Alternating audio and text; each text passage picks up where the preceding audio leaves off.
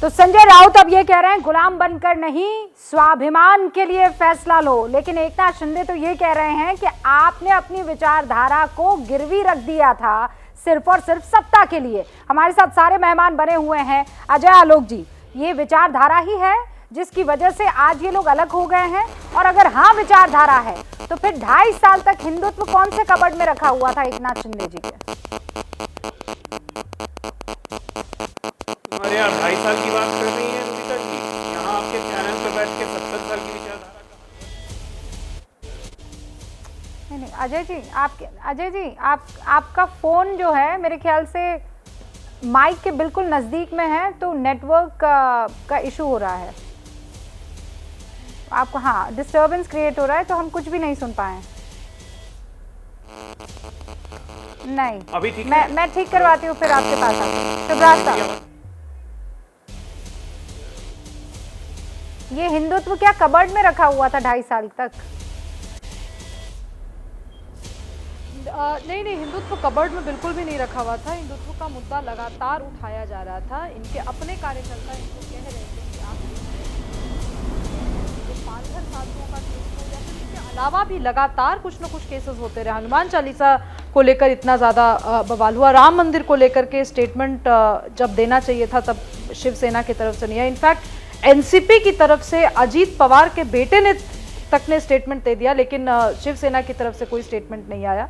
तो ये हिंदुत्व के मुद्दे को लेकर इन्होंने दगाबाजी की और इसीलिए कार्यकर्ता इनसे छिटकते चले गए।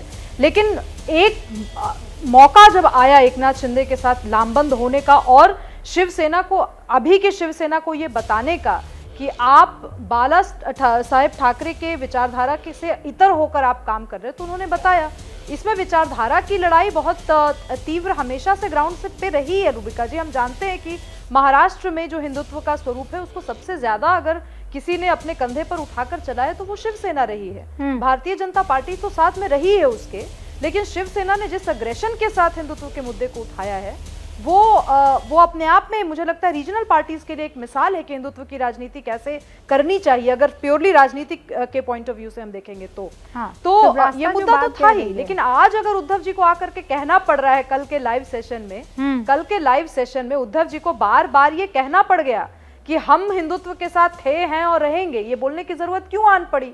अगर आप इतने ही बड़े विशाल हिंदू हृदय सम्राट होते तो आपको अपने कार्यकर्ताओं को ये समझाना चाहिए था। ये टीवी पर आकर के या फेसबुक पे लाइव करने की जरूरत नहीं थी। आपके नीति में, आपके पॉलिसीज में, आपके भाषणों में, आपके हर तरीके के आचरण में ये दिखता। जब आपको जमीन खिसकती नजर आई तो राम राम राम राम राम राम करते नजर आए आप। अब क्या फायदा? ऐसा है रुबिका जी 2018 में, 2020 में, 15 जून 2022 में हम अयोध्या गए, रामलला जी का दर्शन किए। अयोध्या को लेकर और श्री राम भगवान का मंदिर बने, इसको लेकर कोई शंका नहीं देश में कर सकता कि शिवसेना की क्या भूमिका रही। और रही दूसरी बात कि हमने हिंदुत्व तो छोड़ दिया है, हम महाविकास के साथ चले गए हैं, ये कहता कौन है? ये कहता हुआ पार्टी है जो सर्टिफिकेट बांटने का काम करता है कि आइए मेरे दरवाजे पर एक सर्टिफिकेट दूंगा जिसको हिंदुत्व का सर्टिफिकेट कहते हैं। अगर हमारा साइन किया हुआ होगा तो ही वैलिड होगा, अन्यथा आप हिंदू नहीं हैं। बस परहेज और गुस्सा बस इस बात का है। आप कौन है भाई? आप खुद 1980 में आपकी पार्टी बनती है, आज 2022 चल रहा है, हम 1966 में बने हैं। आप हमें हिंदुत्व का पाठ पढ़ाएंगे? हमें आपसे सर्टिफिकेट नहीं लेना है। बार बार हम कहते हैं कि हमने आपको छोड़ा है, हिंदुत्व को नहीं छोड़ा है। सर्टिफिकेट तो अभी हुसैन दलवाई साहब ने आपको दिया है कि हमने आपको सुधार दिया। अभी सर्टिफिकेट दिया है, हुसैन दलवाई साहब भी यहीं मौजूद हैं। मैं झूठ कहूं तो हुसैन दलवाई साहब ने बोला है कि यहाँ लेफ्ट की राजनीति चलती है। हुसैन दलवाई साहब हमारे जमीन है। हुसैन दलवाई साहब हमारे वरिष्ठ हैं। देखिए ऐसा, हुसैन दलवाई साहब हमारे वरिष्ठ हैं। उन्होंने इस परिप्रेक्ष्य में कहा है कि जिस प्रकार पंडित अटल बिहारी वाजपेयी जी मुंबई और महाराष्ट्र आते थे और आदरणीय बाला साहब ठाकरे जी से रिक्वेस्ट करते थे कि हमारी पार्टी को भी साथ में ले लीजिए, आप लोग यहाँ के मजबूत लोग हैं, हम भी थोड़ा पोषण पा जाएं। अब हमने उनको इतना पोषण दे दिया कि बाप रे बाप, वो तो फिर हमें ही समाप्त करने के लिए निकल गए। उस परिप्रेक्ष्य में हुसैन दलवाई जी ने कहा है। बाकी हुसैन दलवाई जी का कहना कोई ऐसा नहीं है कि वो हमें कोई सलाह दे रहा। वो हमारे आपकी इस मोहब्बत को नजर ना लगे। वो हमारे शुभचिंतक भी। हाँ, नहीं, बहुत शुभचिंतक है। इतने ऐसी शुभचिंतक है कि पूरी की पूरी पार्टी जो है अब 2 धड़ों में नजर आ रही है। अरे प्लीज दुबे साहब, अभी देख लीजिए, आप कहते रहिए कि हम हिंदुत्व के अगुआ हैं। यहाँ एकनाथ शिंदे आप ही के दूसरे नंबर के पार्टी के कद्दावर नेता कह रहे हैं कि आप छोड़ चुके हैं, हिंदुत्व का साथ छोड़ चुके हैं। वो पकड़ा दलवाई जी का हाथ आपने और कहा ये हमारे पक्के सच्चे साथी हैं। तो एकनाथ शिंदे जी ने कहा जय हिंद, जय श्री राम, टाटा भाई साहब। मत दे रहे हैं, वो अपना एक मत दे रहे हैं। एकनाथ शिंदे जी अपना मत दे रहे हैं। अजय आलोक जी मत दे रहे हैं। शिंदे साहब अपना एक विचार दे रहे हैं, एक मत दे रहे हैं कि अभी अजीब स्थिति है, मतलब अद्भुत स्थिति है ये। बाला साहब ठाकरे की कुछ बातें याद आ रही थी। उन्होंने कहा था अपने इंटरव्यू में कि मैं जीवन में महाराष्ट्र की राजनीति में किसी पे भरोसा करूंगा, शरद पवार पे कभी भरोसा नहीं कर सकता। शरद पवार अग्रज हो गए। बाला साहब ठाकरे ने अपने इंटरव्यू में कहा था कांग्रेस पार्टी से हाथ मिलाने से अच्छा है कि मैं शिवसेना को बंद कर दूं। ये देखिए हुसैन दलवी साहब के विचार और आनंद दुबे जी के विचार, मतलब एक अद्भुत स्थिति है जिसमें हुसैन दलवी शिवसेना की पैरवी कर रहे हैं कि उसका जन्म हुआ था मराठियों को नौकरी देने के लिए, ये करने के लिए। आइडियोलॉजी की बात आनंद दुबे कह रहे हैं, हिंदुत्व का सर्टिफिकेट की बात। मतलब आप समझिए, जब पैरों के नीचे से जमीन खिसकती है तो मुझे कोई अधिकार नहीं है, मुझे लगता भी नहीं कि मुझे कोई भी टिप्पणी करनी चाहिए। आपके दर्शक समझदार हैं, समझ जाएंगे कि इनकी क्या हालत हो रही है। लेकिन सच्चाई आज यही आनंद जी कि अस्तित्व और सत्ता से समझौता करने में आपने अस्तित्व भी खो दिया और सत्ता भी खो दी। और बधाई हो, आप लोग को मदारी की तरह कोई और नचाते रहा, नुकसान सिर्फ आपका और कांग्रेस पार्टी का हुआ है। बड़ा बोलूस देना है क्या? नहीं, बोलिए दलवाई साहब। वो आप दोनों की मोहब्बत में दुबे जी एक सेकेंड। हाँ दलवाई साहब, वो आखिरी का मैं बहुत सुरीली नहीं हूँ, ये पूरा देश जानता है। दलवाई साहब बस एक सेकंड मेरी बात तो सुन लीजिए। मैं गाऊंगी नहीं, लेकिन वो आखिरी लाइन है, तुझे भूलने से पहले मेरी जान चली जाए, नहीं ये हो नहीं सकता, कुछ। तो आप दोनों की जो आज यारी दोस्ती स्क्रीन पर वो यही लग रही है कि शिवसेना ही टूट क्यों ना जाए, पर मैं कांग्रेस का साथ नहीं छोड़ूंगी। आज ये वाली शिवसेना उद्धव ठाकरे की ये कह रही है। एक बात ध्यान में रखिए, अगर मुझे बोलने देंगे तो। हाँ सर। ऐसा है कि कभी भी बाला साहब ठाकरे ने आरएसएस की तारीफ नहीं की। आरएसएस के ऊपर हमेशा उन्होंने नुक्ताचीनी की है, बहस की, ये किया है, चर्चा की है, उनके ऊपर बहुत बड़ी टिप्पणी की है। और आरएसएस का जो हिंदुत्ववाद है, आज जो हिंदुत्ववाद की बात करते हैं वो ब्राह्मणवाद है, उसमें हिंदुत्ववाद की कुछ ये नहीं।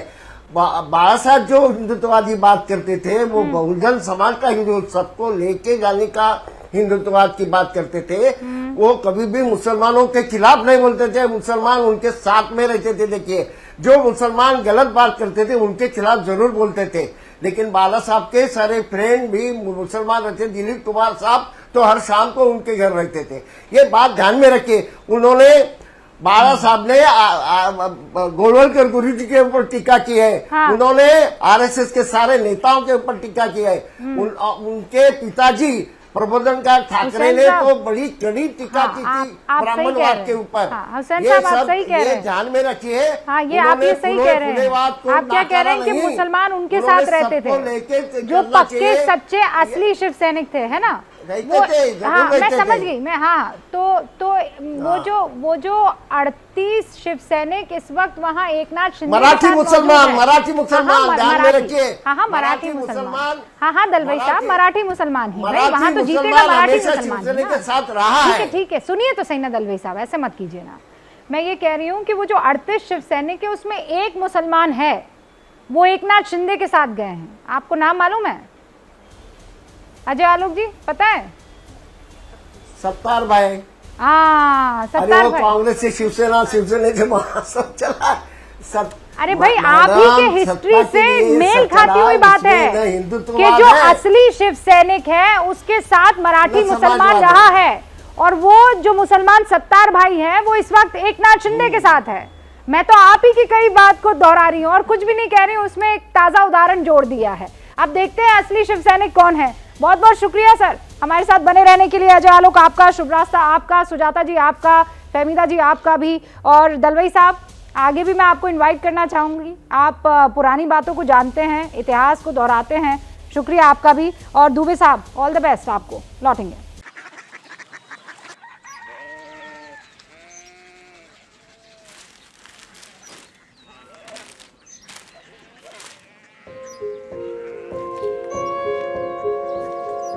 बाबा बाबा Korea city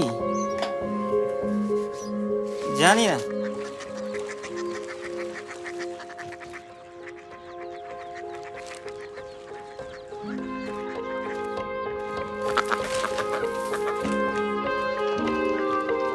Korea city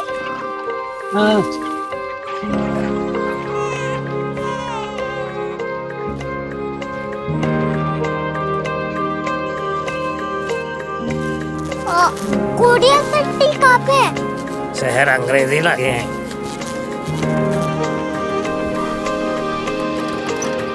Korea city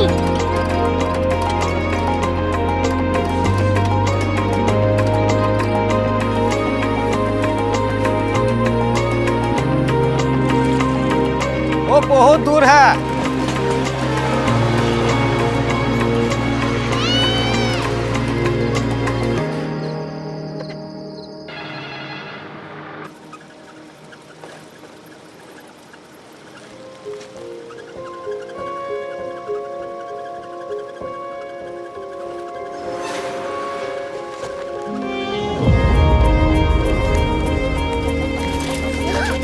Korea city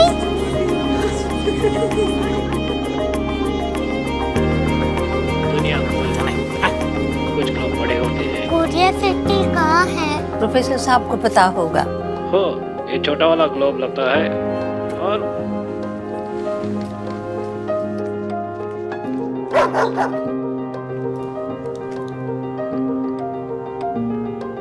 पता नहीं, मेरी बेटी से जाके मिल लो, शायद उसे मालूम हो।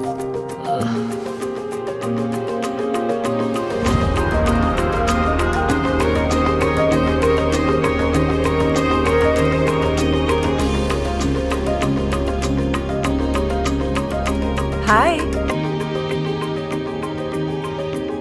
बाबा ने भेजा है। Come here. Korea city Korea city नहीं, क्यूरियोसिटी। वो क्या? That's what brought you here, जो तुम्हें यहाँ तक ले आया। क्यूरियोसिटी